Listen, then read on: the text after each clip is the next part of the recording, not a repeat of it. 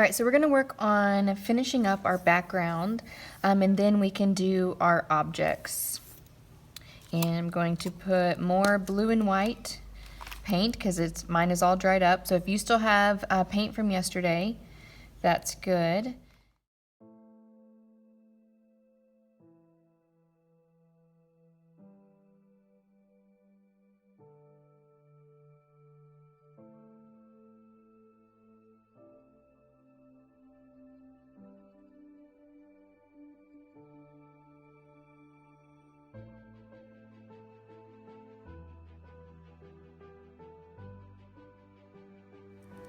Okay, and then when I run out of that, then I'll get some more. But I don't need to get big, giant chunks of these paints. I just need just what I need for right now.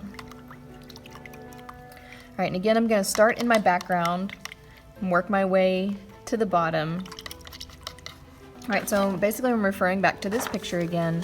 I noticed there is some darkness right here, and a little bit of darkness right here. So what I'm wanting to do right now is I'm going to go through with a darker blue color and put in some of those shadows. So I think I'm going to add a little bit of blue. With a little bit of white. So we've got I want a darker color than I had yesterday. Okay, so blue and white. And then I want to add a little bit of black. So black and white plus a color, this was not in our notes, but when we take black and white to make gray and then we add a color to gray, that's called a tone. Black and white plus a color is a tone. So we're going to get a tone of blue. Let's see what that looks like. Yeah, I like that color. Okay.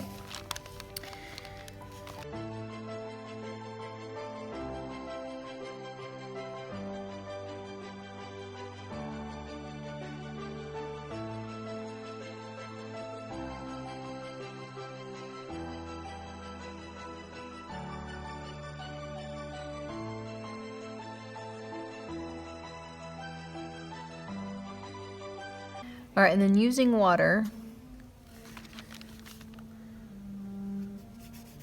I'm gonna add, so this is called a glaze. When you add water to your brush and then paint with it in a very see-through way, so I have hardly any paint on my brush. That's called a glaze. So I'm trying to create a glaze right now in this section. So getting more water. So I'm making this darker at the moment, and then I'll go back and probably make it lighter again. But at the moment, I just want to make it darker. All right, so I decided to take that shadow color that was just for the shadow, and I just put it all over the whole area. So painting is really all about your interpretation as the artist. We're not trying to make a photo replication, photorealistic painting here. We're trying to leave the impression of what we see, but in a quick way.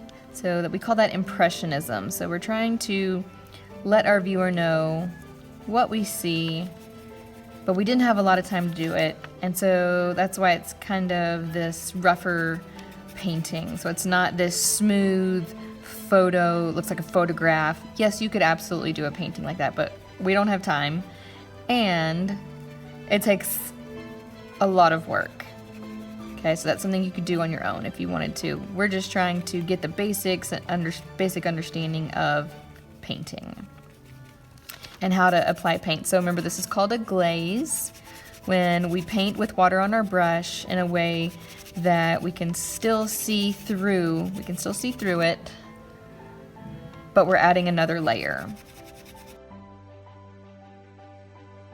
All right, I'm leaving this lighter because that was a lighter section. I'm going to come back and paint that in a little bit with a lighter section. This section also is lighter, but because of the way it was blending, I didn't like the way it was blending. It was too rough looking, and so I went ahead and just added more water to paint that section in right there. All right, and so I'm just following. I see that there's a shadow. There's a shadow right here. There was a shadow down here. Like I said, this area was lighter, and I'll go back and add that light area in later, but I see this kind of darker shadow going across, so I'm going to put that in. And that's going to end about right there.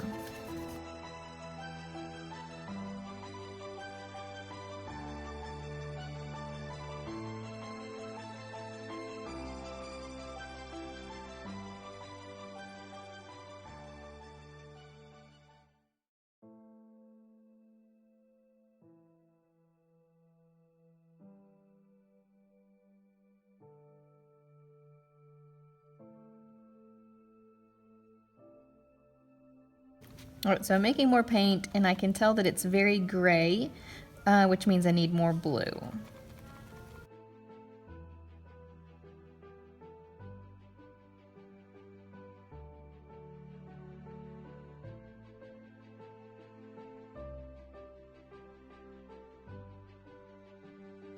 Alright, now I'm coming back with that. I did add a little bit more black to this to darken it up so I could put that shadow in.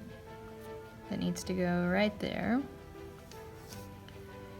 And this same shadow is also right here.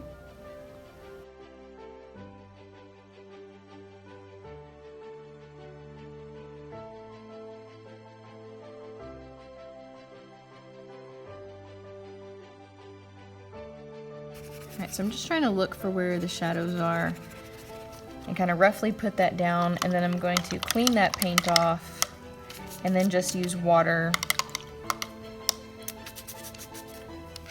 to kind of spread that around to thin it out a little bit. Sometimes, so like basically all that's happening right now is that I'm kind of erasing it. I don't want to erase it, so I just want to kind of thin it out. Sometimes it doesn't do, sometimes the paint doesn't do what I want it to, and so that's why we have to keep working at it.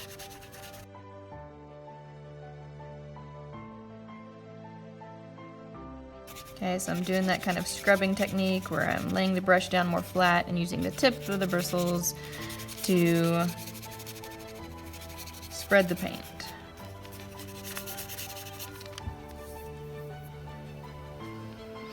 Okay, so this section over here is lighter. Okay, it's slightly darker at the top and then fades to lighter at the bottom. So, but it's not as dark as this. So I think I need to add a lighter value here. I think I may leave this top color there a little bit, or I may mix just a no blue and white with no black in it and then paint it up here at the top. Maybe I'll put a tiny bit of black in it. So it's all about kind of just looking at it and visualizing and experimenting. You don't have to do exactly what I am doing, but we're just trying to finish up that next layer of this background. So I added more white and more blue to the color I already had that had the black in it. We'll see how that looks when I lay it down, and then I'll go from there to decide what I want to do about it.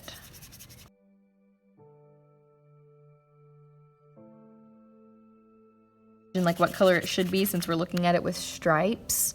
But that's the cool thing about art and the cool thing about painting is you kind of get to make your own interpretations of the values or the colors. It doesn't have to be exactly like mine or exactly like the photograph. Remember, this is just our inspiration. And like we want to get it as close as possible if we can. But if you want to try something different, if you want to put the shadow somewhere else, what you don't want to do is you don't want to just make it all one blank flat color. That wouldn't be good. Okay, but how you interpret it, that will be up to you. I'm not worried about this spot of blue that got into my apple because that's going to be where the shadow is. I'm going to cover that up anyway.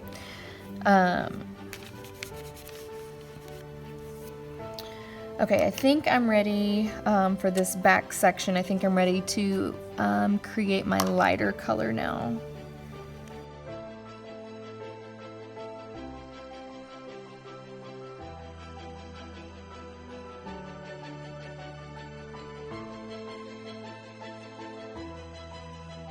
And I will put that on the paper and then see how I feel about it.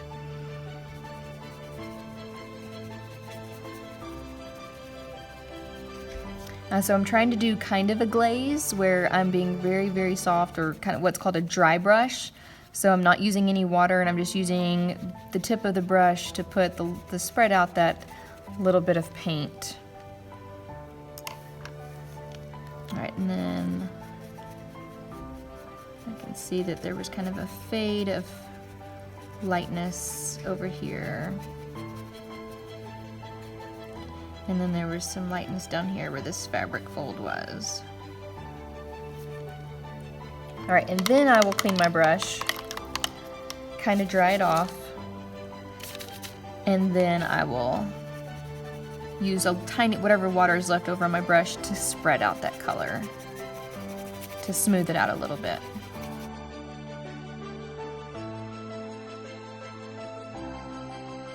So you should see like that highlight spot now, then we've got the shadow spot, and then that shadow fades a little bit more, so I need to go back. I think I'll use my smaller brush.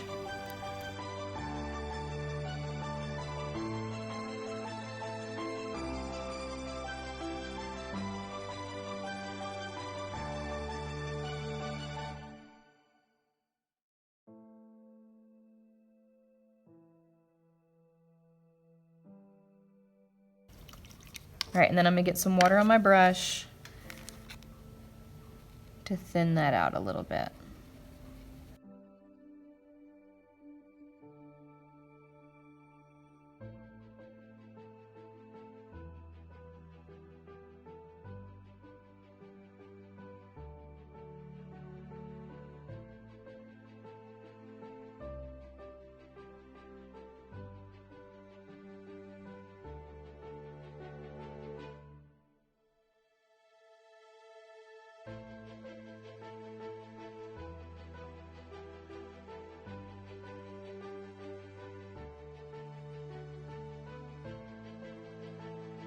Those lights and darks looking the way that we want them to.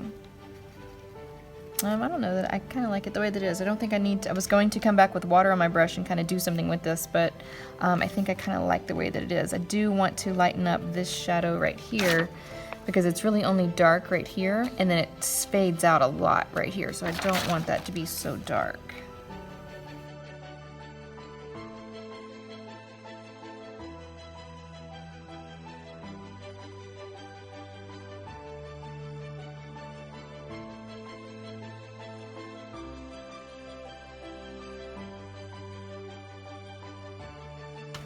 Alright, so painting can be a lot of back and forth, and that's what I'm doing now. Until I like the way that it looks, until I'm satisfied with it. And sometimes I'll leave a spot alone, and then I'll come back to it later when it's had time to dry, and then I can decide what it is that I want to do with it. Alright, this side over here is going to need some of that light color. So remember, it's lighter down here, and then it fades darker up at the top.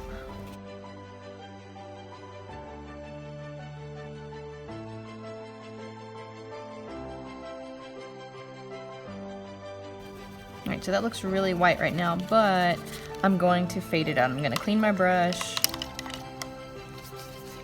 have that little bit of water on it, and then use that water to spread out that paint and thin that paint out a little bit. I don't actually want it that bright.